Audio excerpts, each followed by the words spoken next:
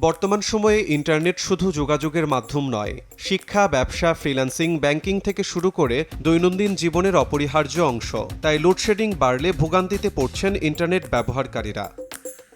তারা বলছেন, বিদ্যুৎ চলে গেলে বাসার রাউটার বন্ধ হয়ে যায়, অনেক ক্ষেত্রে মোবাইল নেটওয়ার্ক দুর্বল হয়ে পড়ে। ফলে online class, office meeting, video streaming কিংবা জরুরি কাজ মাঝপথে বন্ধ হয়ে যায়। বিশেষ করে ফ্রিল্যান্সার ও দূর থেকে কাজ করা পেশাজীবীদের জন্য পরিস্থিতি আরও কঠিন। নির্ধারিত সময়ে কাজ জমা দেয়া, বিদেশি ক্লায়েন্টের সঙ্গে মিটিং বা অনলাইন যোগাযোগ বজায় রাখা অনেক সময় চ্যালেঞ্জ হয়ে দাঁড়ায়। ইন্টারনেট সেবাদাতা প্রতিষ্ঠানগুলোর সঙ্গে সংশ্লিষ্টরা বলছেন, অধিকাংশ গুরুত্বপূর্ণ নেটওয়ার্কে ব্যাকআপ বিদ্যুৎ ব্যবস্থা থাকলেও দীর্ঘ সময় বিদ্যুৎ না থাকলে স্থানীয় পর্যায়ে নেটওয়ার্ক যন্ত্রপাতি সচল রাখা কঠিন হয়ে পড়ে। এতে সেবার মান কমে যেতে পারে। প্রযুক্তি বিশেষজ্ঞদের মতে, ডিজিটাল অর্থনীতি যত বিস্তৃত হচ্ছে, নিরবচ্ছিন্ন বিদ্যুৎ সরবরাহের গুরুত্ব তত বাড়ছে। কারণ ইন্টারনেট অবকাঠামোর প্রায় প্রতিটি স্তরই বিদ্যুতের উপর নির্ভরশীল।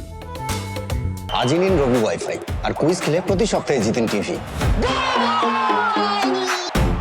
তারা আরও বলছেন, শুধু ইন্টারনেটের গতি বাড়ালেই হবে না, সেই সেবা সচল রাখতে বিদ্যুৎ খাত ও টেলিযোগাযোগ খাতের সমন্বিত উন্নয়নও জরুরি। একই সঙ্গে বিকল্প বিদ্যুৎ ও ব্যাকআপ ব্যবস্থার ব্যবহার বাড়ানোর পরামর্শ দিচ্ছেন বিশেষজ্ঞরা।